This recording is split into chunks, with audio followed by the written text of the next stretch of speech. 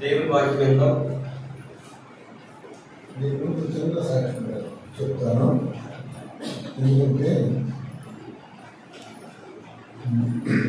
కీర్తనలో 56 అధ్యాయం 12వ వచనం, దేవా నీవు మరణంలో నుండి నా ప్రాణం తప్పించున్నావు, నేను జీవపు వెలుగులో దేవుని సన్నిధిని సంచరించినట్లు జారిపడకుండా నీవు నా పాదములను తప్పించి ఉన్నావు. నేను నీకు మొక్కులను, నేను నీకు స్తుతియాలను. ఈ వాక్యం ఎందుకు చదివించానంటే 10వ తారీఖు నాడు, మొన్న 10వ తారీఖు నాడు ఇప్పుడు మాకు సేవకు వచ్చే ప్రతాపం వచ్చారు. అతన్ని డిమోట్ పంపించాలంటే ముందు ఒక వారం పంపిస్తారు కదా కార్యక్రమం పంపిస్తే అతనికి అంటే ఇప్పుడు మందిర బాధ్యతల్లో ఎక్కువగా తీసుకుంటుంది, అంటే ఆర్థిక లావాదేవీలు. అయితే వాటి సందర్భంగా ఏం చేశానంటే ఆయనకి మరి కొత్తగా వచ్చాడు కదా, ఆయన నిర్ణయం చేయాలని చూసి పంపించాల్సిన బాధ్యత నాది. అయితే ఈ ఆరాధన సమయంలో మాది నేడు కూర్చున్న పని. అయితే మా ఇంటికి నేను ఇక్కడ వచ్చేసి 39 సంవత్సరాలు అవుతుంది. జనాలు వచ్చి నేను బ్యాంకులో చేసా, రిటైర్ అయ్యాను. అది క్యాషియర్ చేసి రిటైర్ అయ్యా. అంటే పిల్లల ఎడ్యుకేషన్ జరిపించడంలో నేను ఎక్కడికి ప్రమోషన్ తీసుకోవాలి, ప్రమోషన్లోనే క్యాషియర్గా చేసి రిటైర్ అయ్యా. అయితే ఏం జరిగిందంటే మొన్న ఈ సేవకుడు వచ్చాడు. మొన్న ఆ ఆరాధన సమయంలో మా ఊరు నుంచి మెసేజ్ వచ్చింది. ఏమంటే అతను చనిపోయాడు, బర్యాలు 4 గంటలు, అంటే 4 గంటలకు బర్యాలు అయిపోతే తొందరగా. అతను మంచి దైవ భక్తుడు. అతను నేను వెళ్ళగానే బాగా పలకరిస్తారు. పెద్ద అతను రైల్వేలో చేసి రిటైర్ అయ్యాడు. అయితే మరి నేను అతను చూడాలి, ఎందుకంటే వెళ్ళగానే పలకరించేది అతన్ని. పెద్ద ఆయన 80 సంవత్సరాలు దాటి ఉంటాయి. కానీ వెళ్ళాలి, ఎట్లయినా వెళ్ళాలి అనేది తల దగ్గర 3 నేను వెళ్ళి ఫోన్ చేసి భోజనం పెట్టించి ఆయన పెట్టించి పంపించేసరికి 3:30 అయిపోయింది. దగ్గర నేను ఇంటికి వెళ్తే హెల్మెట్ తీసుకుని వెళ్ళేవాడిని. ఇక్కడి నుంచి డైరెక్ట్గా మా ఊరు ఆయన అట్ట ఇచ్చేసి నేను వెళ్ళవసరం అని చెప్పి వెళ్ళి బయలుదేరి వీడికి వెళ్ళాను. నేను వెళ్ళలేక బర్రెల గ్రౌండ్కి వచ్చేసింది. బర్రెల గ్రౌండ్కి అక్కడికి వెళ్ళేసేసి మనకి ఇదే కేఆర్ కాలేజ్ ఉంది కదా, యూనివర్సిటీ, దాన్ని ముందుకు వెళ్తే అది మా ఊరు వచ్చింది. ఆ బర్రెల గ్రౌండ్ ఈ రోడ్డు దగ్గరలో ఉంటుంది. ఇక్కడ నుంచి చూస్తుంటే బర్రెల గ్రౌండ్లో ఉండాలి జనాలు. నేను ఇక ఆ బండి కాలపట్టే పెట్టి వెళ్ళి చూసి అతను చూసి వచ్చేసరికి నేను ఎవరిపాటు వచ్చిందా మామూలుగానే కనపడుతుంది దారి. అయితే ఇప్పుడు నాకేంటి కొంచెం సైట్ ఉంది, అంటే నాకు 66 సంవత్సరాలు నాకు సైట్ ఉంది. అయితే నేనేం చేశానంటే ఎందరడం ఎంత ప్రయత్నం చేసినా ఈ వడ్లప్పటి నుంచి కాలువ రోడ్డు ఉంది కదా, రోడ్డు అంతా ఖరాబ్గా ఉంది, అంటే గుట్టలతో ఉంది. నేను ఎట్లాగే నెమ్మదిగా అట్టనే వచ్చేసి ఈ నందివెలుగు దాటి కంచెర్ల పాలెం దాటా. మరి దేవుడు అంతవరకు మరి ప్రభుత్వం వచ్చాడు. ఎదురుకు వచ్చేసరికి ఈ లారీ పెద్దది వచ్చి ఫోకస్ నా కళ్ళకు కొట్టేసరికి అసలు దారి కనపడాల. ఆ పెద్ద గుంట ఉంది. ఆ గుంటలో అంతకుముందు 2 ఎవరో చనిపోయారంట, నాకేం తెలియదు. నేనేం చేశానంటే ఆ బండి ఆ గుంటలో పడిపోయింది. 10వ తారీఖు సాయంత్రం 7 గంటలకు జరిగిన పని ఇది. అయితే గుంట్లో పడతాం ఉంది, బండి పడిపోతుంది కదా, ఎడగంట పెట్టుకొని రోడ్డు టక్కులు గుద్దుకుంది. ఎట్లా గుద్దుకుంది, గుద్దుకోవాలి, హెల్మెట్ లేదు కదా. నాకు షుగర్ బీపీ, అంటే రిటైర్ అయ్యే సంవత్సరంలో షుగర్ వచ్చింది, అటాక్ అయింది. బ్యాంక్ వాళ్ళకి తెలుసు కదా, టెన్షన్ ఎక్కువ ఉండదు. బ్యాంక్ వాళ్ళు ప్రతి ఒక్కరికి బీపీ షుగర్ ఉండదు, ప్రతి ఒక్కరికి బీపీ టెన్షన్తో ఉంటుంది. టార్గెట్ పూర్తి చేయాలి, అలా ఉంటుంది. అయితే ఏం జరిగిందంటే నాకు షుగర్కి అది కొలెస్ట్రాల్ యాడ్ అవుతుంది అని విజయవాడలో చూపించుకుంటున్నా. ట్యాబ్లెట్ యాసిడిన్ ఇచ్చాడు. అది వేస్తే పల్స్, అంటే రక్తాన్ని పల్స్ తీసేసి సరే నేను పడంగానే ఈ చిట్లు పోయి ఈ లోపల ఎప్పుడు సన్న చిట్లు పోయింది గంట కాదు వచ్చింది చిట్లు పని తర్వాత వాసింది చెవులో నుంచి నోట్లో నుంచి దారపడుతుంది షర్టు మరి తెల్లగా ఆ రోజు వేసుకున్నాను మరి మందిరంలోకి వచ్చి తెల్లగా వేసుకొస్తాను కదా ఇది ముందు తడిసిపోతే నాకంతా మెరుపు మామూలుగా మా అబ్బాయి ఫోన్ చేస్తే పనికేడు అయితే నేను ఒంట్లో పడిపోయాను తీసుకెళ్ళాను రా అన్న వచ్చాడు ఇద్దరు ఫ్రెండ్స్ ఉంటారు అన్నమాట వాళ్ళ ముగ్గురు తీసుకొని వచ్చాడు అది రక్తం కచ్చొట్టు నాకు మైండ్ పోయింది అది వచ్చాడు తీసుకెళ్ళిపోయాడు ఈ చూసిన వాళ్ళు అనుకుంటున్నారు బండి ట్రాఫిక్ ఆగిపోయింది ట్రాఫిక్ చూసిన వాళ్ళు బ్లడ్ రోడ్లో నుంచి ముక్కుల్లో ఉంచాను చెవులో నుంచి కావాలంటే తల పగిలిపోయింది చనిపోతాడు అది అని అనుకుంటూ ఉన్నాను మా వాడు వచ్చేటప్పుడు ఇట్లా అనుకుంటే ఒక అబ్బాయి ఒక అతను ఇప్పటిపోయాడు కాళ్ళ నుంచి చెవుల నుంచి ముక్కులో నుంచి దారి వెళ్తాంటే బతకం కష్టం అది మా వాడు ఇచ్చి చూడంగా నాకు కట్టాలి ఉంది ఇక తీసుకొని వెళ్ళి హాస్పిటల్లో జాయిన్ చేసినాక ఆ డాక్టర్ అడిగాడు చెప్పాడు ఇట్లా వాడతాడు ఎప్పుడు ఇంజక్షన్ చేసే రక్తం ఆగిపోయింది స్కానింగ్ తీసేలాగే ఏం అవ్వాలి ఇక్కడ చిట్లు పోయింది ఎంపుల్ చిట్లు కానీ ఫ్రాక్చర్ అవ్వడం అయితే ఈ 10వ తారీఖు జరిగింది ఈ నెలలో అంటే ఇప్పుడు 10వ తారీఖు వచ్చింది కదా అయితే అందరూ వచ్చారు ఎవరు పెద్దపడి అందరూ వచ్చారు చూసి ఇదే అనుకుంటున్నారు డాక్టర్ స్కానింగ్ వచ్చింది వాళ్ళకి తెలియదు స్కానింగ్ వచ్చేదాకా లేరు కదా లేట్ పడ్డది సరే వచ్చినాక డాక్టర్ చెప్పాడు ఏం ప్రాబ్లం లేదని మామూలు చెప్పినాక బట్టలు ఎక్కడ తీసుకొచ్చేసి మార్చేసి ఆ బట్టలు కాడికి ఇక్కడైతే తెల్లారి ఈఎంపీ డాక్టర్ని పిలిచాడు ఏం చెప్తాను ఆయన ఇంకో డాక్టర్ కానీ కనిపించి ఏం జరుగుతుంది ఆయన చూసి ఏం అవ్వలేదండి చిట్టి మందుల ద్వారా తగ్గిపోవాలి అని చెప్పాడు రెండోది ఈ డాక్టర్ అంటే కంటి డాక్టర్ ఆ కన్ను మూసుకుపోయింది ఇక నాకు కనపడతల్లా వాసిపోయి గడ్డతో నిండిపోయింది కన్ను అయ్యేసరికి ఆయన ఏం చేశాడంటే చూసి కంటికి ఏ ప్రమాదం లేదండి ఈ మందులు అవడం కన్ను తెలుసుకుంటుంది ఆ బ్లడ్ నెమ్మదిగా ఇదైపోతుంది నాకు రోజు ఒక 10 రోజులు దాకా ముక్కులో నుంచి వచ్చింది బ్లడ్ అంటే నల్లగా ఇదైపోయింది అది కరిగిపోయింది కంటిదంతా కరిగిపోయి ముక్కు ద్వారా వచ్చింది ఈ చెవులు కూడా కరిగిపోయి ముక్కు ద్వారానే వచ్చింది ముక్కు కాదు మన 2 నాలుగు అంటే లోపల దాని ద్వారా వచ్చేసింది దేవుడు అద్భుత కార్యాలంటే ఇంకా నేను దేవుడి సేవ చేయాలని ఆయన దృష్టిలో ఉంది కాబట్టి నన్ను ఇంకా బతికించాడు అయితే వచ్చారు 3వ రోజున ఆ డాక్టర్ ఏమన్నాడంటే 10 రోజులు ఉండాలంటే నాకు 10 రోజులు ఉండాలని చెప్పాడు చెప్పినప్పుడు సరే 3వ రోజుకి నాకు ఆ డాక్టర్ ఈఎంటీ డాక్టర్ వచ్చి చూసి కంటి డాక్టర్ చూసి చెప్పినాక ఏ ప్రాబ్లం లేదు మామూలు మందులు చూసేట్టు 3 రోజులు వాడేలాకి నేను లేచి చెప్తే డాక్టర్ వచ్చి ఏంటి అప్పుడే లేచావు అని అంటున్నాడు టిఫిన్ చేశాను నాకు ఆకలి అవుతుంది టిఫిన్ చేశాను గడ్డ అయిపోయింది కానీ వాపు అటాక్ అయింది దాంట్లో ఇదంతా పేరు కట్టింది అయినా వెంబడి పోయింది మందుల ద్వారా పోయింది అయ్యేసరికి ఈ డాక్టర్ అన్నాడు 10 రోజులు ఏంటి చేసినట్టున్నావు 10 రోజులు ఉండాలన్నాడు 10 రోజులు ఎందుకు ఉండాలి అంటే మాకు ఇక్కడ ఇల్లు 10 రోజులు అవసరం లేదు నేను బాగానే ఉంటాను నాకు తెలుసుకుంటే నాకు బాగానే ఉన్నాను నేను వెళ్ళి ఇంటికి వెళ్ళి వస్తే కావాలని సరే నేను అప్పటికే 37,000 వేసాడు 3 రోజులు 3 రోజులు 37,000 బిల్లు కట్టేసేసి వెళ్ళి నాకు 2 రోజులు 3 రోజులు మొత్తం ఇదంతా సెట్ అయిపోయింది ఆ వారం మందిరానికి రాలేదు కానీ మందిరం ఇంటికాడ ఉండి అన్నాను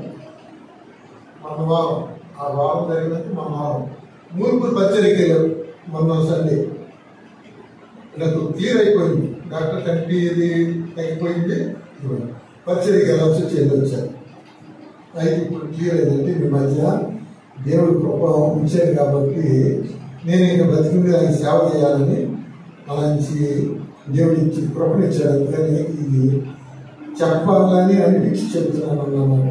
ఇప్పుడు 2వ మందిరానికి ఇంకా మందిరం స్టేజ్ అక్కడ ఈరోజు అంటే పాటలు నేను బాగా పాడుతాను మీకు తెలుసో లేదు బాబురావు గారు 7 సంవత్సరాలు పాడా ఈ పాటలు ఉంది కదా 75% పాడతాం 40% తిరిగిపోవచ్చు కానీ 75 పాటలు మాత్రం నీకు అన్ని పాడి నేను చిన్నతనం నుంచి నెమ్మది దోసం తెలుసా విజయవాడ సేవకు అతను నేను క్లాస్ పెట్టాను సండే స్కూల్ నుంచి. అయితే ఫస్ట్ నుంచి పాటలన్నీ నాకు ఇష్టం. చక్కగా పాటలు పాడుతాను. ప్రియం గారు వచ్చి నేను ఇప్పుడు చక్కగా పాడేవాడిని ఎందుకు ఇచ్చారని భూషణం గారు వాళ్ళు ఉంటారు ఆ టైం లేపి ఆ స్టేజ్ ఆయన వచ్చిన కానీ ఇప్పుడు వారికి ఇప్పుడు ఆడి పాటలు బాగా పాడతాను. అయితే ఆమె ఇంతవరకు ఇప్పుడు అందుకే రమ్మంటే నాకు ఈ పరిచయకి అందరూ వచ్చేసి వెళ్ళిపోయారు. నా వంతే ఉంది అందుకే వచ్చి అక్కడికి పోయిన వారం అక్కడికి వెళ్ళిపోయారు. ఎందుకు చెబుతున్నానంటే దేవుడు ప్రపంచాడు. ఆయన ఉంచిన వారికి మనం దేవుడు కనపరచాలి. ఆయన గురించి అన్నారు. ఎందుకంటే లోకంలో నుంచి పాపం నుంచి విమోచించాడు. మరి ఆయన మనం చేసిన కార్యం మరుగురికి తెలియపరచాలి. దేవుడు చేశాడు. కాబట్టి మనం ఈ యొక్క మరుగులోకి వెళ్ళక ముందు యెహెజ్కేలు గ్రంథం 38 అధ్యాయం 7వ వచనం. నీవు సిద్ధముగా ఉండుము, నీవు సిద్ధపడి నీతో కూడా కలిసిన సమూహమంతటిని సిద్ధపరచుము, వారికి నీవు కావలి అయి ఉండవలని. ఇక్కడ దేవుడు ఆజ్ఞాపిస్తున్నాడు. ఏమంటున్నాడు? నీవు సిద్ధముగా ఉండు, నీవు సిద్ధపడి నీతో కూడా కలిసిన సమూహం అంతటిని సిద్ధపరచు, వారికి నీవు కావలి ఉండవాలి. ఈ మాట ఏంటంటే దేవుడు మనతో మాట్లాడినప్పుడు మనం దేవుని యొక్క రక్షణలోకి వచ్చి నిలబడి దేవుని వాక్యాన్ని మనం అంటే దేవుని యొక్క ఆత్మీయతను ఎరిగినటువంటి వారు రక్షించబడి లోకంలో జీవిస్తూ ఉన్నప్పుడు మనం ఏం చేయాలంటే దేవుని సువార్త ప్రకటించాలి. మనకి చెప్పింది ఆజ్ఞాపించిన దేవుడు ఏమన్నాడు? సర్వలోకానికి వెళ్ళి సువార్త శిష్యులు చేయమన్నాడు. అది మన యొక్క బాధ్యత. ప్రతి ఒక్కరి బాధ్యత. రక్షించబడిన ప్రతి ఒక్కరి బాధ్యత అన్నమాట. ఇక్కడ అదే విధంగా ఏమంటున్నాడంటే నీవు సిద్ధపడి నీతో కూడా కలిసిన సమూహం అంతటిని సిద్ధపరచు. నీవు ఎంతమందికి అయితే వాక్యం చెప్పి వారిని సిద్ధపరచమంటాడు. సిద్ధపరచమంటమే కాదు, నీవు అంటున్నాడు ఇక్కడ ఏమంటున్నాడు? నీవు వారికి నీవు ఎప్పుడైతే వారు రావట్లేదు మందిరానికి నువ్వు వెళ్ళి దర్శించాలి. వాళ్ళని దర్శించేందుకు రావట్లేదు. దేని వల్ల రావట్లేదు? వారి కొరకు నువ్వు ప్రార్థన చేయాలి, వారిని దర్శించాలి. దర్శించి వారిని సన్నిధికి నడిపించాలి. ఎందుకంటే వాళ్ళు తెలియక తప్పిపోతూ ఉంటారు. అది సమకూరుస్తూ ఉండాలి. అది మన బాధ్యత. కాబట్టి ఈ మాట దేవుడు ఇచ్చాడు అనమాట. నేను ఒకరోజు చదువుతుంటే ఈ వాక్యాన్ని ధ్యానిస్తూ ఉంటాను. ఖాళీ మిగతా సమయం ఆయన ఎప్పుడు పిలిచేటప్పుడు ఎవరికైనా నేను రెడీగా ఉండాలి. అయితే ఇక్కడ ఏమంటున్నాడు? నువ్వు వారికి నీవు కావలి ఉండవలను అంటున్నాడు. అంటే రక్షించబడిన వారు వదిలిపెట్టకూడదు. వారిని నడిపిస్తున్నారు. చనిపోతూ ఉంటారు. లోకం అనేది పాపలోకం ఎంతో భయంకరమైనటువంటిది. మనిషి ఎంత గొప్పడు కూడా పడేస్తూ ఉంటారు. వాళ్ళు ఒకవేళ పడిపోతే వాళ్ళు సిద్ధపరిచి తీసుకోవాలి. అది మన బాధ్యత. అందుకని అక్కడ అంటున్నాడు. చూడు ఇక్కడ ఏమంటున్నాడంటే నువ్వు సిద్ధంగా ఉండాలి. నీవు సిద్ధపడి నీతో కూడా కలిసిన సమూహం అంతటిని సిద్ధపరచు, వారికి నువ్వు ఇప్పుడు సిద్ధపడ్డ వాళ్ళు ఎవరు? మనం చూసిన ఆదికాండం 5వ అధ్యాయం 22-24 చదువుకున్నాం. ఆదికాండం 5వ అధ్యాయం 22-24 చదువు. 300 ఏళ్ళు దేవునితో నడుచుచు కుమారులను కుమార్తెలను కనెను. మనోకు దినములన్నీయు 365 ఏండ్లు. మనోకు దేవునితో నడిచిన తరువాత దేవుడు అతన్ని తీసుకొని పోయాను కనుక అతను లేకపోయాను. ముందుగా ఆదికాండంలో మనం చూసినప్పుడు దేవుని కొరకు సిద్ధపడి ఉన్న వాళ్ళంటే మరి మనోకు 300 ఏళ్ళు ఏమంటాడంటే చదువుతారు. ఇక్కడ ఏమంటాడంటే మనకు 300 ఏళ్ళు దేవునితో నడుచు కుమారులను కుమార్తెలను కనెను. ఆనోకు దినములని 365 ఏళ్ళు. కాబట్టి 300 సంవత్సరాలు లోకంలో దేవునితో దేవుని సేవలో కొనసాగుతూ దేవునితో నడుచు లోకంలో ఉన్నాడు. కానీ దేవునిలో రక్షించబడ్డాడు. దేవుడి మార్గంలో నడుస్తూ కుమార్తెల్ని కన్నాడు. కానీ ఏం చేశాడు? దేవునితో నడుచు కుమార్తెలు కన్ను. ఆనోకు దినములని 365 ఏళ్ళు దేవునితో సంపూర్ణంగా ఉన్నాడు. అంటే దేవునికి ఇష్టంగా ఉన్నాడు. దేవునికి ఇష్టంగా ఉన్న తర్వాత దేవుడు ఏం చేశాడు? ఆనోకు దేవునితో నడిచిన తర్వాత దేవుడు అతన్ని తీసుకున్నాను. కనుక అతను మనిషి ఉంది కదా, తను సిద్ధపడ్డాడు, దేవునితో వెళ్ళిపోయాడు. కాబట్టి తన సంతానానికి దేవుని గురించి చెప్పాడు. అంతకుముందు ఏ విశ్వాసి కూడా తన కుటుంబాన్ని గురించి తెలియపరచాలా, తన తరాన్ని సిద్ధపరచాలి. కాబట్టి తను సిద్ధపడి వెళ్ళిపోయాడు. ఆ తరానికి కూడా తన వాక్యాన్ని చెప్పాడు. అలాగే మరి 6వ అధ్యాయం 11 దేవుని సన్నిధిని చెడిపోయి ఉండెను. భూలోకము బలాత్కారంతో నిండి ఉండెను. దేవుడు భూలోకమును చూచినప్పుడు అది చెడిపోయి ఉండెను. భూమి మీద సమస్త శరీరులు తమ మార్గమును చెరిపివేసుకుని ఉండిరి. దేవుడు నోవహుతో సమస్త శరీరుల మూలముగా భూమి బలాత్కారంతో నిండి ఉన్నది కనుక నా సన్నిధిని వారి అంతము వచ్చి ఉన్నది. ఇదిగో వారిని భూమితో కూడా నాశనం చేయుదురు. చిత్తిసారకపు రానుతో నీ కొరకు ఓడను చేసుకొని అరలు పెట్టి ఆ ఓడను చేసి లోపటను వెలుపటను దానికి చాలా కాదు. ఇక్కడ హనోకు వెళ్ళిపోయిన తర్వాత ఆ తరంలో నుంచి వచ్చినవాడే కదా నోవాహు. మరి తన తండ్రి తాతలను చెప్పిన వాళ్ళే కదా వాక్యాన్ని. తరగంట మనం ఇప్పుడు మా అమ్మ దేవుల్లోకి వెళ్ళింది, ఆ కుటుంబం బిడ్డలకు చెప్పింది. ఆ బిడ్డల నుంచి ఏం చేసి నేను నా భార్యని ఏం చేసాం, నా బిడ్డల్ని దేవుళ్ళు నా కుటుంబం చెప్పాలి. నా కుటుంబంలో నా బిడ్డలు నౌకరలో ఒక అమ్మాయి వైజాగ్ ఇచ్చారు. హెబ్రోను సహవాసం, హెబ్రోను సహవాసం అంటే వేరే దేశంలో ఉన్నా సరే హెబ్రోను సహవాసంలో ఉంటారు.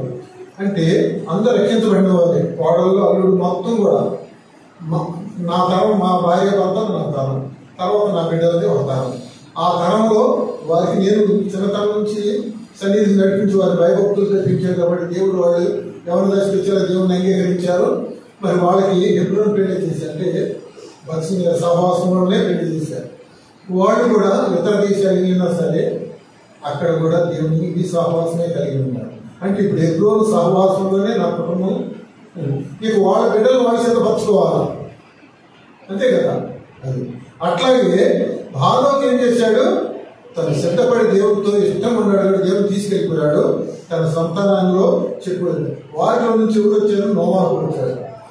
నోవాహు ఏం చేశాడు చూడండి ఇక్కడ 8వ వచనం. అయితే నోవాహు తర్వాత 3వ వచనం.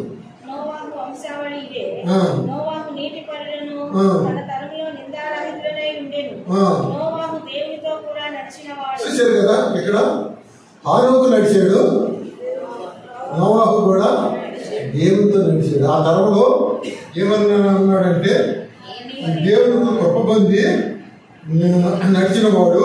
అతను ఎలా ఉన్నాడంటే అతని జీవితం చూస్తే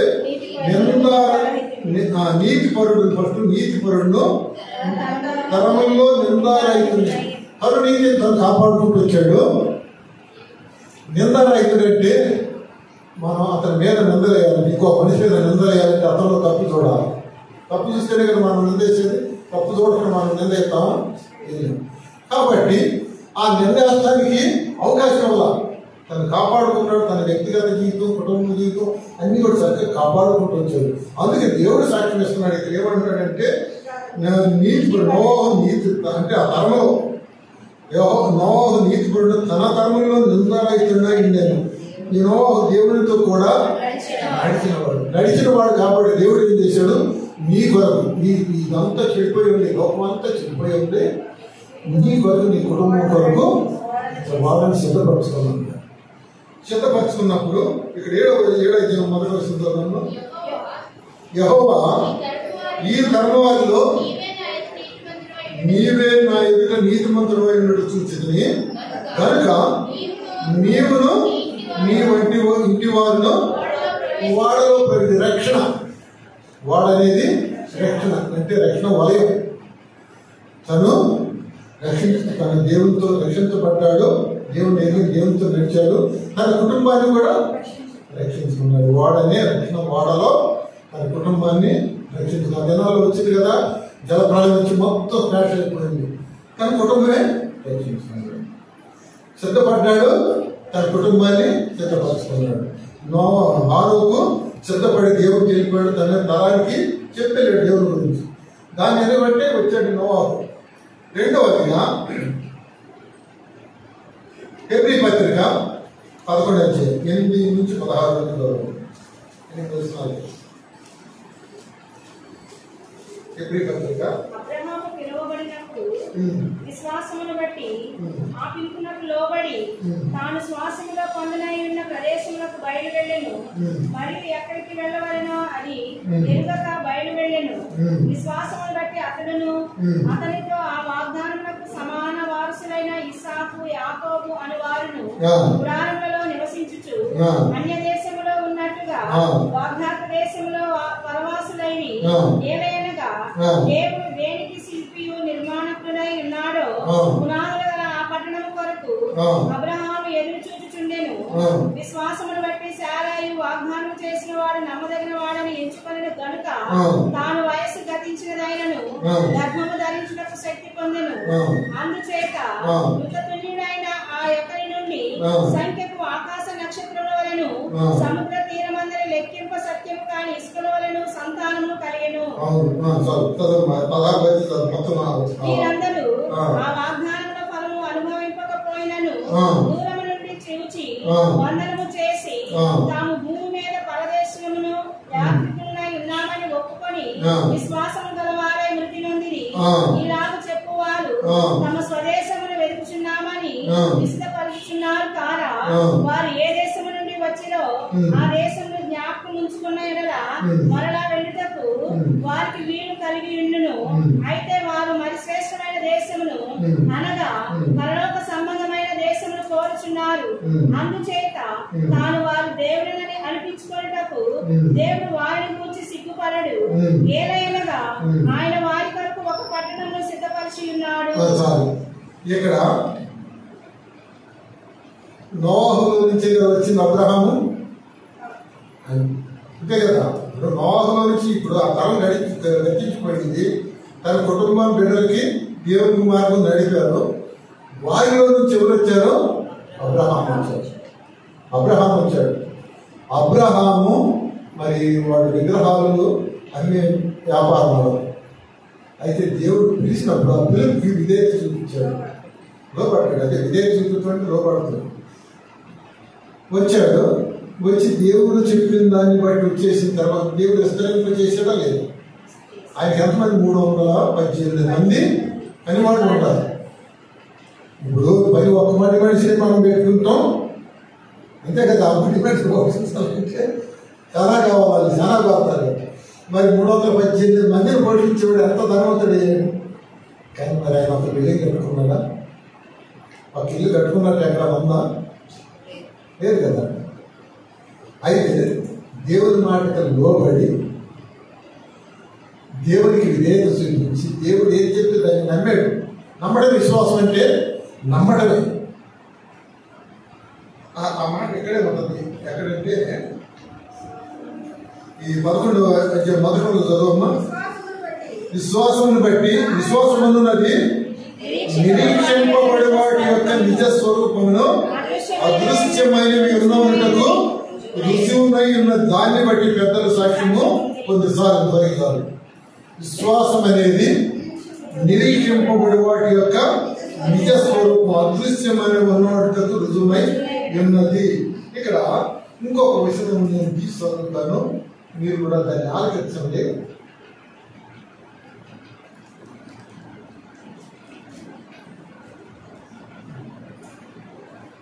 రెండో కొరింథీ పత్రిక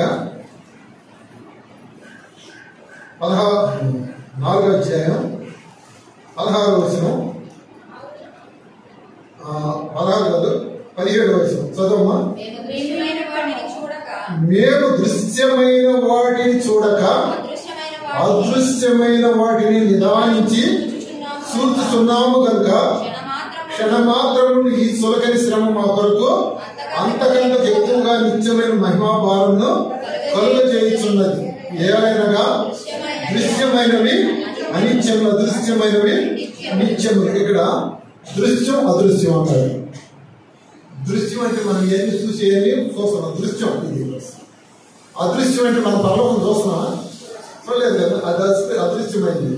ఇక్కడ ఏమన్నాడు? దృశ్యమైనవి అనిత్యములు అంటే కొంతకాలానికి కనపడవు. 100 సంవత్సరాలు ఉంటుంది కట్టడం, తర్వాత శిథిలమైపోతా లేదా? కానీ పర్లోక పట్టణం ఏమన్నా శిథిలమైపోతా? అది యుగాలు ఉండే పట్టణం, దానికి అంతం లేదు. కానీ అబ్రహాం ఏం చూశాడు? ఇక్కడ అదే మాట అన్నాడు కదా, ఈ హెబ్రీ పత్రిక 11వ అధ్యాయంలో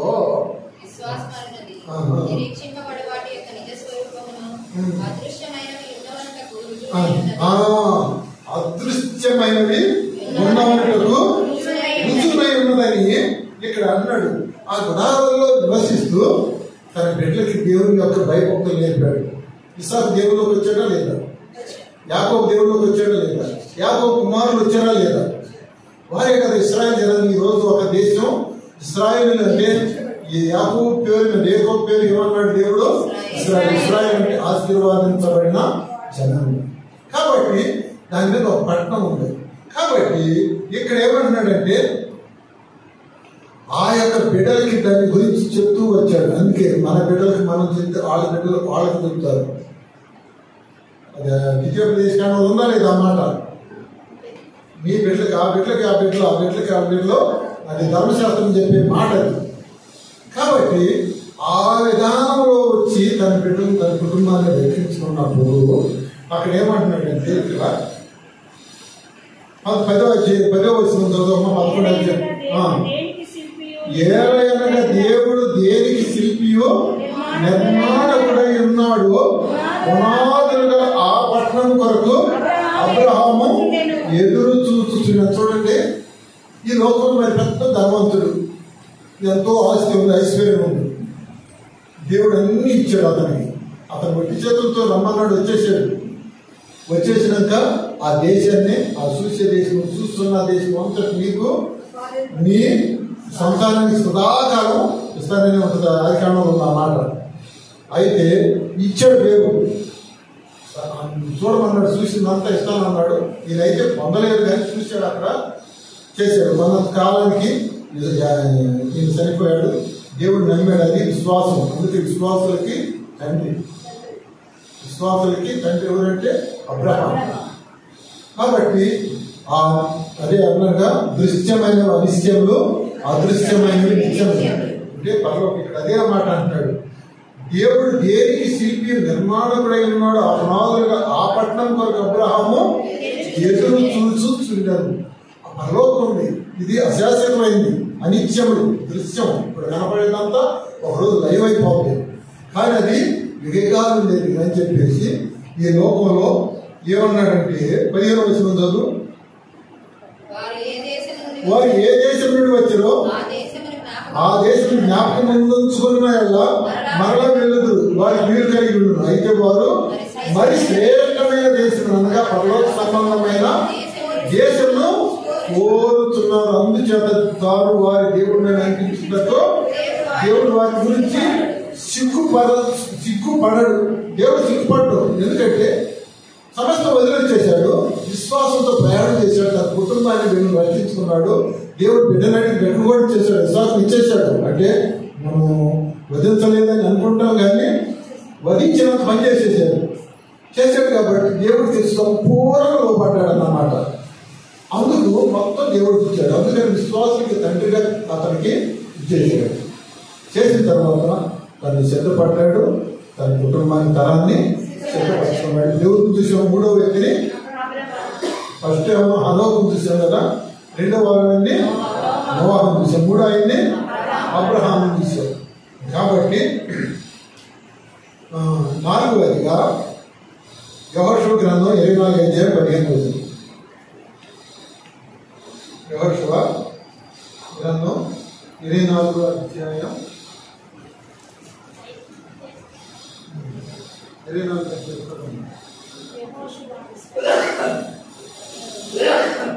24:15 యెహోవాను సేవించుట మీ దృష్టికి కీడని తోచిన యెడల మీరు ఎవరిని సేవించెదరో నది అద్దరిని మీ పితరులు సేవించిన దేవతలను సేవించెదరో అమోరీయుల దేశమున మీరు నివసించిన వారి దేవతలను సేవించెదరో నేడు నేను కోరుకున్నది మీరెవరిని సేవింప కోరినను నేను నా ఇంటి వారి యెహోవాను సేవించెదము. చాలు. ఇక్కడ అబ్రహాంకి ఏదైతే వాగ్దానం చేసిన ఆ వాగ్దాన దేశానికి వచ్చాడో ఈయన వారందరూ పంచిపెట్టి ఏదైతే మోషకి రాలా. మోష ఒక్క మాటలోనే తప్పిపోయాడు. ఏం మాట అంటే ద్రోహులారా మీ కొరకు నేను నీళ్లు రప్పించవలను. దేవుడు ఏమన్నాడు? ఆ బట్టతో మాట్లాడమన్నాడు. మాట్లాడమంటే ఈయన ఏం చేశాడు? వీడు కోపం చెప్పించారు. ఆ కోపం తట్టుకోలేక ఆ బండను 2 సార్లు కొడతాడు. కొట్టగానే అది నీళ్ళు ఇస్తుంది. దేవుడు చెప్పాడు. దేవుడు మాట్లాడమన్నాడు. ఈయనేమో కొట్టాడు. అంతేకాదు ద్రోహులారా కోపం తట్టుకోలేక ఏం చేశాడంటే అక్కడ తప్పిపోయింది. ముట్ల లేకపోతే ఎక్కడ తప్పిపోవాలి. ఆయన ఎంతో నమ్మకం, ఇదంతట్లో నమ్మకమైన వాడు అన్నాడు. సాత్వికుడు భూమి మీద ఉన్న వాళ్ళందరూ అలాంటి సాత్వికుడు కూడా ఎక్కడంటే మానవ స్వభావం అలాంటిది. మన ఎంత పరిశుద్ధులు కూడా ఎక్కడో చోట తప్పిపోతారు ఉంటాం. కానీ దినదినం ఆయన రక్తంలో మనం కడుక్కోవాలి. దినాన్ని దేవునితో ప్రారంభించాలా, దేవునితో ముగించాలా. అయ్యా తప్పిపోతానే నన్ను తప్పిపోకుండా కాపాడమని ఉదయం లేచినప్పుడు దేవుని కోరుకోవాలి. సాయంత్రం దినమంతా ఎక్కడ తప్పిపోయానో నన్ను క్షమించి నీ రక్తంతో దినదినం మనం నిర్మలమైన వస్త్రాన్ని అంటే పరిశుభ్రపరుచుకోవాలి. రక్షణ వస్త్రాన్ని పరిశుభ్రపరుచుకోవాలి. అది విశ్వాసం ఉండే గొప్ప ఇది. కాబట్టి ఇక్కడ ఏం చేశాడంటే ఇక్కడ తను ఆ యొక్క జనాంగం వచ్చిన తర్వాత కూడా అందరూ అక్కడ అన్ని జనాంగాల సంస్కృతితో కలిసిపోయారు. అక్కడ అమోరీలు, పిరిచీలు, హిమ్మీలు వీళ్ళంతా అన్ని జనాంగాలు విగ్రహాలతో నిండుకుపోయినారు. వారిని అందరూ నిలబట్టలేకపోయారు. ఎందుకంటే అవిశ్వాసం వలన దేవుడు వారిని సంపూర్ణంగా నిలబడబట్టి వీళ్ళు అవిశ్వాసం దొరకబడింది. వారి బిడ్డలు చక్కని వారిని ప్రేమించి చేసుకుని దేవుడి యొక్క ఆజ్ఞను నెరవేర్చడం. అప్పుడు ఏమైందంటే వాటితో కలిసిపోయి దేవుడి విగ్రహాలతో ఇక్కడ అదే మాట ఇక్కడ ఏమంటాడంటే ఇక్కడ 15 యెహోవాను సేవించడం మీ దృష్టి కీడని తోచిన వల్ల మీరు ఎవరిని సేవించదరు? నది అద్దరిని మీ పితరులు సేవించిన దేవతలను సేవించిన అమోరీయుల దేశమును మీరు నివసించిన వారి దేవతలను సేవించదరు మీరు కోరుకొనుడి. అక్కడ అంత జనాంగం తప్పిపోయారు. తప్పిపోయి విగ్రహాలని పూజిస్తున్నారు. అందుకని మీరు ఏ దేవుడు కోరుకుంటారు కోరుకోండి. ఇక్కడికి వచ్చేసారు. ఈ శపించబడిన యొక్క దేశాల్లోకి వాళ్ళు దేవుడు వాళ్ళని శపించాడు. మీ అవిధేయత వారిని వెళ్ళగొట్టలేకపోతే ఉండనిచ్చారు కొంత. కాబట్టి వారితో నమేకమయ్యారు. కాబట్టి మరి దేవుడు సేవించే విధానం మీరు తప్పిపోయారు. తప్పిపోతే అక్కడ ఆ మాట అంటున్నాడు అన్నమాట. మీరు ఆ విగ్రహాన్ని చేయిస్తారు, వాడిని చేయిస్తారో చేయించండి. నేను నా ఇంటి వారిను తన పరిశుద్ధతను కాపాడుకున్నాడు. తన వ్యక్తిగతమైన జీవితాన్ని కాపాడు, తన కుటుంబాన్ని కూడా కాపాడుకుంటూ వచ్చాడు.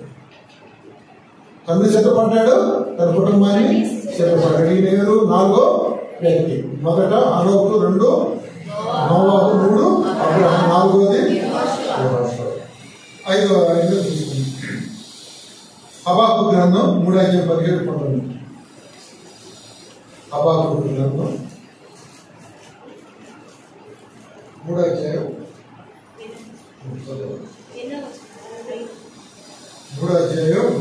17-19. అంజూరపు చెట్లు పూయకుండినను, ద్రాక్ష చెట్లు ఫలింపకపోయినను, ఒలీవ చెట్లు కాపు లేకయుండినను, చేనిలోని పైరు పంటకు రాకపోయినను, గొర్రెలు దొడ్డిలో లేకపోయినను, సాలలో పశువులు లేకపోయినను, నేను యెహోవా యందు ఆనందించెదను. నా రక్షణకర్త అయిన నా దేవుని యందు నేను సంతోషించెదను. ప్రభువగు యెహోవాయే నాకు బలము. ఆయన నా కాళ్ళను లేడి కాళ్ళ వలె చేయును. ఉన్నత స్థలముల మీద ఆయన నన్ను నడువచేయును. హబాక్కూకు ప్రవక్త ఆ దినాల్లో ఏమైందంటే కరువు వచ్చేసింది. కరువు వచ్చేసి మొత్తం ఇదైపోయింది. ఇదైపోయినప్పుడు అప్పుడు ఏమైపోయినాయి? అంజూరపు చెట్లు పోతలేదు. ద్రాక్ష చెట్లు ఫలించడానికి అక్కడ వర్షం ఉంటేనే కదా. ఇప్పుడు కింద సారం ఉంటే మొక్క ఫలించుద్ది, సారం లేకపోతే ఎండిపోతుంది. ద్రాక్ష చెట్లు ఫలింపకపోయినా, ఒలివ చెట్లు ఆకులు, చేనులో పైరు పంటకు రాకుండా, గొర్రెలు దొడ్డిలో లేకపోతే సాగులో పశువులు లేకపోతే ఇవన్నీ ఎందుకు లేవంటే కరువు వస్తే ఇవన్నీ వస్తుంది. కరువు అంటే వర్షం రాకపోతే కరువు వచ్చేస్తుంది. అందుకనే కదా ఇప్పుడు ఏ చెప్పుని కరువు వచ్చిందని దేవుడు ముందుగానే సిద్ధపరిచి అక్కడ పంపించి సిద్ధపరిచేటని రక్షిస్తానికి. కాబట్టి కరువు వచ్చినప్పుడు మొత్తం అయిపోతుంది. ఇప్పుడు వంట నీళ్లు లేకపోతే మనిషి బ్రతకలేడు కదా, వర్షం లేకపోతే మనిషి జీవనమే లేదు. కాబట్టి ఇక్కడ ఏమంటాడంటే అంజూరు చెట్టు ఇవన్నీ పూయకుండా, ఫలించకపోయినా, కాపు లేకపోయినా, పంటకు చేతికి రాకపోయినా, గొర్రెలు కూడా ఎందుకు కొరాలుగా ఇవ్వడం చనిపోతాయి. గిన్నె లేదు కదా, మేత లేదు కదా, చనిపోతాయి. అయితే ఇక్కడ ఏమంటున్నాడంటే నేను యెహోవా యందు ఆనందించదను, నా రక్షణకర్త అయిన నా దేవుని యందు నేను సంతోషించదను. ప్రభువుకి యెహోవాయే నాకు నా శక్తినిచ్చేవాడు ఆయనే, నన్ను పోషించేవాడు ఆయనే అని చెప్పేసి తను తన కుటుంబాన్ని తనని రక్షించాడు. తను సిద్ధపడ్డాడు. తనతో కూడా తన సమూహాన్ని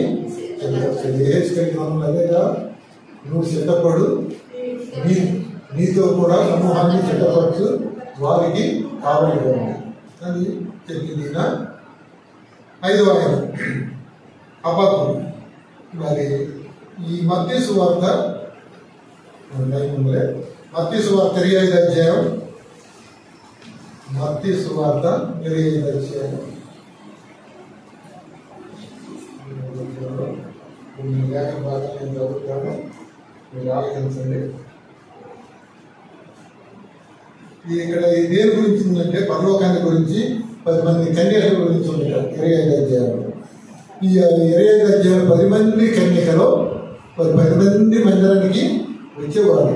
10 మంది కన్యకలు అంటే ఇక్కడ పరిశుద్ధుల గురించి చాలిస్తూ వచ్చాడు. కన్యకలను పోల్చాడు. ఇక్కడ సంఘాన్ని 10 మంది కన్యకలు వచ్చారు. 10 మంది కన్యకలు దేవునితో దేవుని సన్నిధికి వస్తూ ఉన్నారు. కానీ వారిలో వాక్యాన్ని భద్రపరుచుకున్న వాళ్ళు 5. దినదినం వారి పరిశుద్ధతని కాపాడంటే వారి దీపాన్ని ఆరిపోవడం అంటే ఆత్మను ఆర్పకుడైన ఆత్మని ఆర్పకుండా వెలిగిస్తూ ఉన్నారు. అందుకని దేవుని దినంతో ప్రారంభించాలా, దేవుడితో ముగించాలా. ఆ పరిశుద్ధతను కాపాడుకుంటేనే ఆ పరలోక రాజ్యాన్ని ఉంటుంది. పరిశుద్ధతను కాపాడుకోకపోతే పరిశుద్ధత పరలోకం లేదు. ఆయన వచ్చే వరకు మీ కలిగిన దాన్ని గట్టిగా పట్టుకోవాలి. ఆ పట్టుకునేది ఏంటంటే మన రక్షణ కాపాడుకుంటున్నారు, విశ్వాసాన్ని కాపాడుకుంటున్నారు. అది మనకి గట్టి నిరీక్షణ ఇచ్చాడన్నమాట. విశ్వాసకి నిరీక్షణ అది. కాబట్టి ఇక్కడ బుద్ధి గల కన్యకలో 10 మంది వెళ్తున్నారు దేవుడి సన్నిధికి. అయితే నిర్లక్ష్య స్వభావం. దేవుడు అవుతాడా, సేవకుడు దేవుడు అవుతాడని చెప్పాడు. ఇప్పుడుంచో ఈ సేవకులందరూ ఇప్పుడుంచో చెప్తున్నారు. ఏంటి దేవుడు రాలేదు కదా, వచ్చినప్పుడు చూద్దాం, అప్పుడు పరిశుద్ధంగా జీవితం అప్పుడు వచ్చేటప్పుడు అని అనుకుంటూ ఉన్నారు. అందుకని రహస్య రాకడానికి త్వరలో ఉంది. దేవుడు ఇప్పుడు మొదట మనిషి కుమారుడికి లోకానికి వచ్చాడు. రెండవది రహస్య రాకడ, ఎవ్వరికి తెలియదు. రక్షించబడి నీవు పరిశుద్ధంగా ఉంటేనే ఆ మధ్యాకాశానికి వచ్చి బోర్ అవుతాడు. ఆ బోర్ అవుతుంది ఎవరికి ఏర్పడుద్ది? రక్షించబడి ఆయన చిత్తాన్ని నెరవేర్చి ఆయనలో ఉన్నవారికి. ఇప్పుడు అన్న పొద్దున మనం చదువుకున్నది ఏంటి? నీ పరిశుద్ధ స్థలము నేను వారిలో నివసించినట్లు నాకు ఒక పరిశుద్ధ స్థలమును నిర్మించవలను. పరిశుద్ధ స్థలం అంటే మన హృదయమే ఆయన యొక్క పరిశుద్ధ స్థలం, ఆయన నివసించేది. మన పరిశుద్ధ స్థలాన్ని మనము పరిశుద్ధపరచుకోకపోతే ఆయన వచ్చి నివసిస్తారా? నేను పరిశుద్ధంగా మీరు పరిశుద్ధత లేకుండా ఎవరు ప్రభువుని చూడలేదు. వాక్యాన్ని మనకు ముందుగా బోధించాడు దేవుడు. అయితే ఆయన మధ్యాకాశానికి వచ్చి బోర్ ఊదినప్పుడు ప్రభువు నందున్నవారు, ప్రభువులో ఉన్నవారు అంటే మృతులైన వారు, ప్రభువులో ఉండి మృతులైన వారు మొదట్లేదు. ఆ మీద సజీవులమై మనము ఆయనతో కూడా 1000 ఏళ్ళ పరిపాలన మధ్యాకాశంలో 7 సంవత్సరాల విందు. ఇది పరిపాలన కాదు, ఏడు పరిపాలన కాదు, 7 సంవత్సరాల విందు మధ్యాకాశంలో. ఎవరు? ఆయన రహస్య రాకడలో ఆయన బోరని ఎత్తబడినవారు, ఆయనకి ఇష్టమైన వారు, ఆయన చిత్తంలో ఉన్నవారే ఎత్తబడతారు. అప్పుడు వరకు నీ విశ్వాసం నా విశ్వాసం పెట్టి అబ్రహాం కాపాడుకున్నాడా లేదా? నోవహు కాపాడుకున్నాడా లేదా? హనోకు కాపాడుకున్నాడా లేదా? యెహోషువ కాపాడుకున్నాడా లేదా? హబాకు కాపాడుకున్నాడా లేదా? వీళ్ళందరూ కాపాడుకుంటూ వచ్చారు కదా. నీవు నేను కూడా విశ్వాసాన్ని, రక్షణని దినదినం కాపాడుకుంటున్నారు.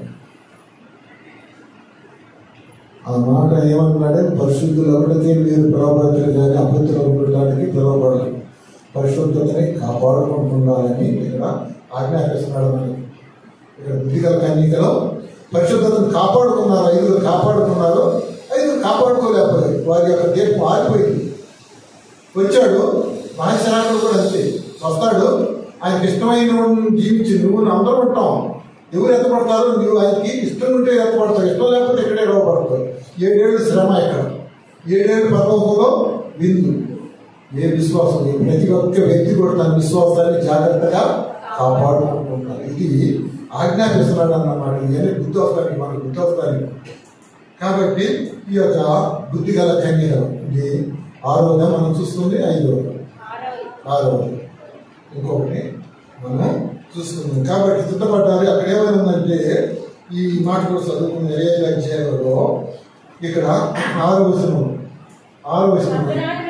అర్ధరాత్రి వేళ ఇదిగో పెండ్లి కుమారుడు అతన్ని ఎదుర్కొన్న రెండను కేక వినబడినప్పుడు ఆ కన్యకలందరూ లేచి తమ డ్యూటీలను చక్కపరిచేది కానీ బుద్ధి లేని ఆ కన్యకల మా డ్యూటీలో ఆడిపోతున్నాం కనుక మీ నూనెలో కొంచెము మా గిన్నెలు బుద్ధి గల వారిని అందుకు బుద్ధి గల కన్యకలు మాకును మీకు నీది సారదేమో మీరు అమ్మవారి యొక్క పోయి కొనుక్కోండి చెప్పింది. వారు కనుక పెండ్లి కుమారుడు వచ్చాను.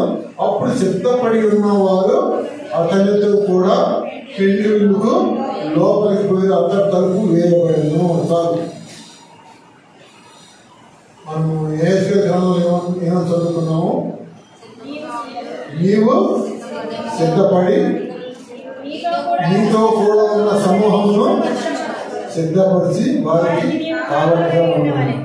ముందు మనం సిద్ధపరచాలా, మన తర్వాత మన సంఘం మనం ఎదుర్కొని మనం ఎవరైతే వాక్యాన్ని చెప్పిన వారిని కూడా సిద్ధపరచాలా, మన కుటుంబాన్ని సిద్ధపరచాలి. ఎప్పుడు ఆయన రాకడు. ఇక్కడ ఏమని ఉంది? ఈ మాట ఇక్కడ ఏమని ఉందంటే 6వ వచనం చదువు. అర్ధరాత్రి వేళ ఇదిగో పెండ్లి కుమారుడు అతను ఎదుర్కొన్నారని క్యాప్ వచ్చేసింది. దేవుడు వచ్చాడు, రండి అని దోత. ఇప్పుడు మనకు కూడా అదే రహస్యరాకడలో దోత బోరవుతుంది. ప్రధాన బోరవుతున్నప్పుడు ప్రభు నందు ఉన్నవారు వెళ్ళిపోతారు, సజీవులు ఉన్నవారు కూడా ఎత్తబడతారు. దేవుని యొక్క ఆజ్ఞలు లేనోళ్ళు ఇక్కడే ఉంటారు. అందరూ విశ్వాసులే. బుద్ధిగా కానీ ఆ 10 మంది వస్తున్నారు విశ్వాసులే, కానీ వారిలో నూనె లేదు, వెలిగింపు లేదు. వీరు వెలిగించబడ్డారు, దినదినం వారి డ్యూటీని వెలుగుపరుచుకుంటున్నారు.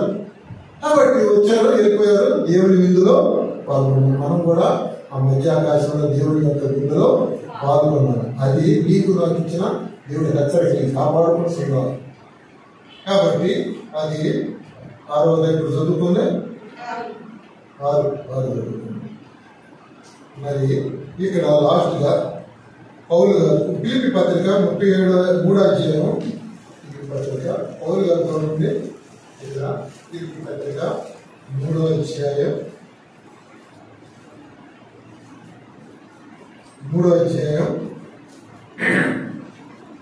ఫిలిప్పీ పత్రిక 3వ అధ్యాయం 7వ వచనం నుంచి 14 నేను చదువుతాను, మీరు ఆలోచించండి. అయినను ఏవేవి నాకు లాభకరములై ఉండేను వాటిని క్రీస్తు నిమిత్తము నష్టముగా ఎంచుకోండి.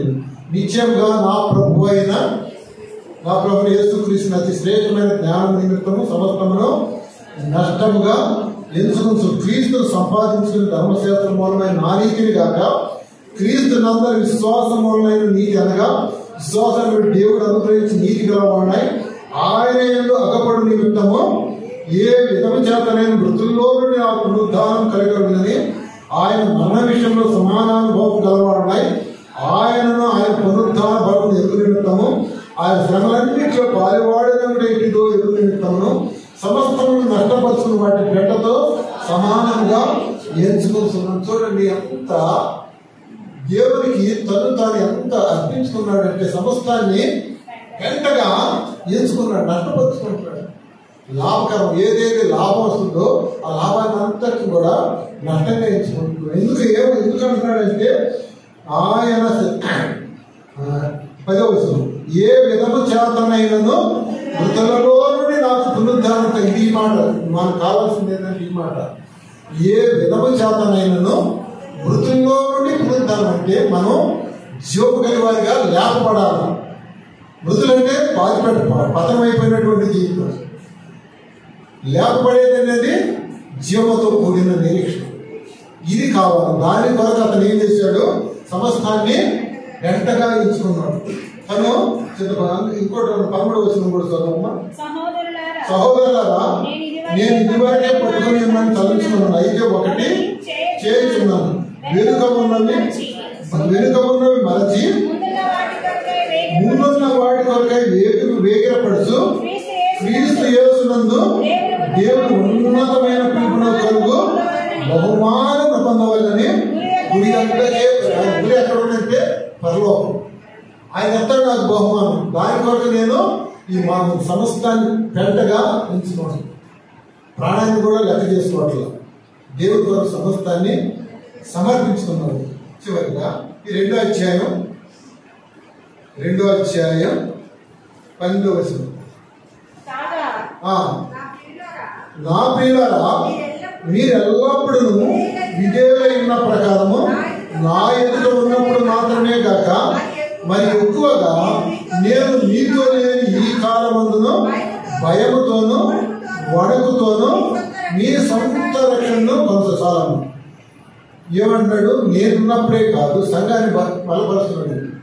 ఏమంటున్నాడు, మన ఏస్కేలో చదువుకుంది, నీతో కూడా సమూహం అంతటిని సిద్ధపరచని వారికి కావాలి. ఇక్కడ సంఘాన్ని గురించి చెప్తున్నాడు. ఈ ఫిలిప్పీ సంఘాన్ని చెప్తున్నాడు, నా ప్రియులారా, మీరు ఎల్లప్పుడూ విధేయులై ఉన్న ప్రకారం ఇప్పుడు నా ముందు ఎట్ట పరిశుద్ధంగా ఉండాలో నేను లేని ఈ కాలమందు మీరు భయముతోనూ వణకుతోనూ మీ సొంత రక్షణ కాపాడుకోవడాన్ని భద్రపరుస్తున్నాడు. ఆయన భద్రపరచబడ్డాడు, తన సంఘాన్ని కూడా భద్రపరుస్తున్నాడు. కాబట్టి ఈ యొక్క 7వ అనుభవం మీరు మన ఒకసారి ఈ ఏస్కేల్ 38:7 నీవు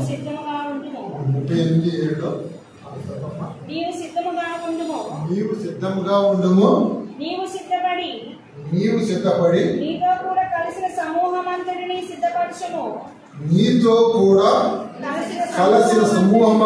సిద్ధపరచుము, వారికి నీవు కావాలి అని ఉండాలి. మరి పౌలు గారు చేశారా లేదా? మనం చెప్పిన వాళ్ళందరూ చేశారా లేదా? మరి మనం కూడా చేయాలా లేదా? మన బుద్ధిగల కన్యకలు ఏ విధంగా సిద్ధపరచుకొని ఉన్నారో అలాగే సిద్ధపాటు జీవితం ఈరోజు యేసు ప్రభు వస్తే ఎత్తపడాలి. లేకపోతే మన విశ్వాసం ఏమిటో వ్యర్థం. ఈ ప్రాణం ఏమన్నా ఏదో ఒక రోజు వదిలిపెట్టాల్సింది. అది నిరీక్షణ అన్నమాట. అది రక్షణ అనేది ఎల్లప్పుడూ దేవుని ఏ క్షణం వచ్చి నేను సిద్ధంగా ఉన్నానయ్యా. అందుకని దేవుని దినంతో దేవుని ప్రారంభించాలా, దేవునితో ముగించాలా. ఈ లోకం పాపలోకం. పాపం ఎక్కడో ఒక చోట బలమైన మరక అంటుకుంటానే ఉంటుంది. మన చూపులోనూ, మన నడకలోనూ, మన యొక్క క్రియల్లోనూ ఎక్కడో చోట తప్పిపోతాం. ఏ మనిషి కూడా పరిశుద్ధుడు కాలేడు. ఇప్పుడు కూడా ఏ విశ్వాసం ఎంత గొప్ప విశ్వాసం అయినా సరే, మరి మోష ఎంత గొప్పవాడు పడిపెట్టలేదు. ప్రతి ఒక్క అంటే ఈ లోకం ఈ శరీరంలో ఉన్నంతకాలం మనం పడిపోయే స్వభావం మనది. కానీ దినదినము క్షణక్షణం కూడా ఆయన భయాన్ని మనలో నింపుకొని ఆయన రాక మనం కడుక్కుంటుండాలి. ఇప్పుడు అయ్యా క్షమించి మన ఆత్మ దేవుని ఆత్మ అలో ఉంటే మనం గద్దించుడు, మనం తప్పు చేసినప్పుడు గద్దించుడు మన ఆత్మ. ఎక్కడ తప్పిపోయిందో వెంబడే గుర్తు చేస్తుంది ఆత్మ. మనం ఒకవేళ పొరపాటున తప్పలో పడిపోయినా దేవుని ఆత్మ గద్దించుద్ది. అందుకనే దేవుని సొలొమోను పరిశుద్ధంగా జీవించాడు. దేవుడు 2-3 సార్లు వచ్చి గద్దించాడు. సరి చేసుకుంటాడు, కానీ పడిపోయాడు. దేవుని ఆత్మకి దేవుని మాటకు లోపడాలి. మరి దేవుని చెప్పాలి, ఆయన దగ్గర ఉంటాడే అని ఇష్టం. ఎందుకంటే మికాయా పత్రికలో వచ్చింది, మోషే ఈ యొక్క దేహాన్ని తీసుకెళ్ళడానికి ఒకవైపు సైతం వచ్చింది, ఒకవైపు దూతం వచ్చినప్పుడు ఈ సైతం ఏమంటది, ద్రోహుల మధ్య సువార్తలు ఏమన్నాడు, ద్రోహి అని నరకాగ్నికి పాత్రుడని చెప్పాడు యేసు ప్రభు చెప్పిన మాట. అక్కడ సైతాన్ని వచ్చి అడుగుతుంది, మరి ఈయన ద్రోహి అన్నాడు కదా, ఈయన నరకాగ్ని అంటే నా రాజ్యాన్ని పాత్రుడు. అక్కడ మికాయలు వచ్చి దేవుడికి శ్రమన్నాడు అని దేవుడు నిన్ను గద్దించడు కాకని మోషాన్ని తీసుకెళ్ళి. అంటే ఆయనకి ఇష్టమైనప్పుడు ఏదైనా దేవుడు ఆయన సృష్టికర్త మనం అడుగుతాన్ని అదులం కాదు. ఇప్పుడు అదే మంచిది ఇర్మియా గ్రంథంలో ఉంటుంది, కుమ్మరవానికి ఇల్లు సారి మీద ఆ పాత్రను చేస్తూ ఉంటాడు, అది పగిలిపోతుంది, మళ్ళీ చేస్తాడు.